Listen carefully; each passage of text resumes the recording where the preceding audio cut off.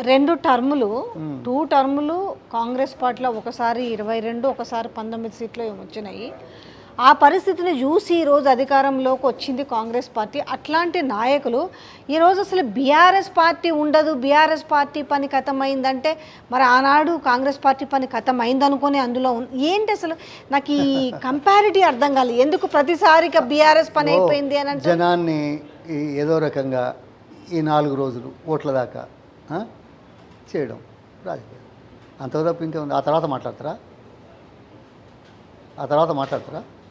అవుతుందా? అసలు ఆయన ఎక్కడ ఉంటాడో తెలియదు. వీళ్ళు ఎక్కడ పోయేది అది వేరు. అందరూ ఏమనుకుంటున్నారు ఆయన ఎక్కడ ఉంటాడు. ఎందుకంటే ఆయన ఇప్పుడు ఆయన మాటలు, ఆయన కథ, ఆయన చేసే ప్రవర్తన, ఆయన రాజకీయ చరిత్ర కనబడుతున్నది కదా. ఏదన్నా ప్రజల కోసం పోరాటం చేసి ప్రజల కోసం పాటుపడి రాజకీయాల్లో అధికారం సంపాదించాలని వచ్చావా నువ్వు? అది అటువంటి వాళ్ళు మీద నువ్వు ఏదో పిచ్చుక బ్రహ్మాస్త్రం ఏదో అంటారు, నాకు పిచ్చుక మీద బ్రహ్మాస్త్రం ప్రయోగించినట్టు. పిచ్చుక మీద బ్రహ్మాస్త్రం అది కరెక్ట్ కాదేమో. అంటే ఇంత పిచ్చుక మీద బ్రహ్మాస్త్రం అనేది పెద్ద అంత వాల్యుబుల్ అవసరమా దాని మీద ప్రయోగించారు? అసలు ఆ బ్రహ్మాస్త్రం కూడా పిచ్చుక మీద వద్దులేండి. చిల్లర మాటల మీద, చిల్లరగాళ్ళ మీద మరో చిల్లర మాట ఎందుకు? అంతేనా? బీఆర్ఎస్ సభలు ముఖ్యంగా అదే కేసీఆర్ బస్సు యాత్రకి ప్రజలు అనేది కామన్ రావడం, సరే ఏదో రకంగా ప్రజలు వస్తారు. కానీ వచ్చిన ప్రజల నుంచి ఆ రెస్పాన్స్ దేనికి మనము రెస్పాన్స్ ఏంటి వస్తున్న రెస్పాన్స్ అంటే ఆ ఉన్న కాసేపు ఆయన మాట్లాడుతుంటే ఈలలు గోలలు ఎవరు మన బీఆర్ఎస్ పార్టీకి కేసీఆర్ యాత్రకి ఏంటి అని అంటే ఒక రకం ప్రజల్లో ఒక ఏదో పొరపాటు జరిగింది అనే ఆలోచన వచ్చినట్టు కనపడుతుంది.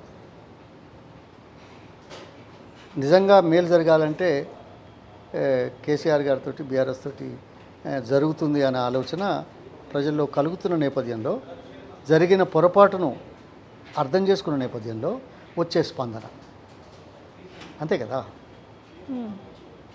అరే మంది రావడానికి చాలామంది వస్తారు. దేని మీద బేస్ చేసుకొని ఉంటాయి. ఇప్పుడు అసెంబ్లీ ఎలక్షన్స్ అయితే ఏమవుతుందంటే ఇమీడియట్లీ ప్రజల్లో ఒక ఎఫెక్ట్, అరే మనం నమ్మించే మోసం చేసిరు అన్న ఒక ఎఫెక్ట్ ఉంటుంది.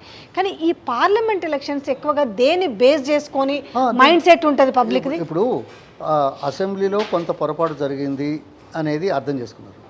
కానీ తెలంగాణ భవిష్యత్తు విషయంలో కేంద్రంలో తెలంగాణ వాదం గట్టిగా లేకపోతే, మన హక్కుల గురించి మనం పోరాటం చేసే పరిస్థితులు లేకపోతే కష్టం అవుతుంది. అంత దూరం ఆలోచిస్తారా ప్రజలు? ఏంది అంత దూరం ఆలోచిస్తారా? కొంత ఆలోచన తప్పనిసరి జరుగుతుంది. It takes time, but it has come. ఇప్పుడు ఎవరికి ఓటేస్తే లాభం ఏమున్నది? అట్లీస్ట్ మన హక్కులు కాపాడుతందుకు, మన వాణి వినిపించేందుకు పార్లమెంట్లో ఉండాలనే అవసరాన్ని గుర్తిస్తున్నారు. ఇప్పుడు కాంగ్రెస్కి వేస్తే 5 నెలల్లో చెప్పిందే చేస్తలేరు. వీళ్ళకి ఆడ గవర్నమెంట్ వస్తుందో రాదో తెలియదు. వచ్చినా కానీ చేసే అవకాశం ఉందో లేదో తెలియదు. ఎన్నో ఇబ్బందులు. అసలు బీజేపీ కూడా అట్లనే చేసింది. పునర్విభజన చట్టంలోని ఏ అంశం చేయలేదు. ఇక్కడికి వచ్చి మాట్లాడుతున్నారు. అటువంటిప్పుడు మన పోరాటం మనం ఆగకూడదు కదా. తెలంగాణ 60 సంవత్సరాల తర్వాత వచ్చింది. ఈ 60 సంవత్సరాలు ఊరికే ఉన్నారా? తెలంగాణ కోసం పోరాటం వస్తున్నాయి కదా. సజీవంగా ఉద్యమం ఆలోచన ఉంటేనే కదా చివరికి వచ్చింది. అందుకోసం it's never ending process for Telangana or for as a matter of for anyone. So this party is committed for that. The sole objective of this BRS is for Telangana. అయితే ఇప్పుడున్న దాంట్లో చాలా చర్చలు జరుగుతున్నాయి. అంటే నిజంగా చెప్పాలంటే స్టార్టింగ్లో ఈ పార్లమెంట్ ఎలక్షన్స్ క్యాండిడేట్ల సెలక్షన్ అన్నప్పుడు కొంత బీఆర్ఎస్ ఇంకా మొన్ననే ఓడిపోయింది, కొంత ఊసులో లేదనుకున్న నేపథ్యంలో ఒక్కసారిగా మార్పు, అంటే తన ఓట్ బ్యాంకును తను నిలబెట్టుకోవడమే కాకుండా మోర్ ఓట్ బ్యాంకును తన కైవసం చేసే దిశగా కనపడుతుంది. అయితే ఈ సీట్ల విషయానికి వస్తే ఎన్ని కైవసం చేసుకుంటుందనే విషయాన్ని ఎవరు సరి అయినగా క్యాల్కులేట్ చేయలేకపోతున్నారు. నిజంగా ఉంటుందా ఆ ఒక తేడా కనిపిస్తుందా రేపు మనకు ఆ రిజల్ట్లో? తప్పనిసరిగా కనపడుతుంది. ఈ మెజారిటీ సీట్లు బీఆర్ఎస్ పార్టీ గెలవబోతున్నది. అంటే నా అంచనా ప్రకారం, నాకున్న సమాచారం మేరకు, నా పరిశీలన మేరకు, నా 45 సంవత్సరాల ప్రజా జీవితంలో ప్రజల మనసులను గ్రహించిన నేపథ్యంలో అది నేను అనుకుంటున్నాను. ప్రజలు నిర్ణయిస్తారు. 2 రోజులు అయితే అయిపోతుంది.